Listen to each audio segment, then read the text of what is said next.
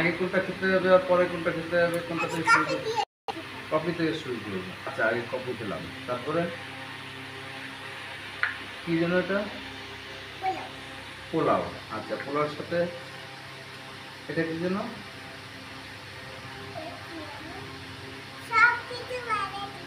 আচ্ছা, তারপরে একটা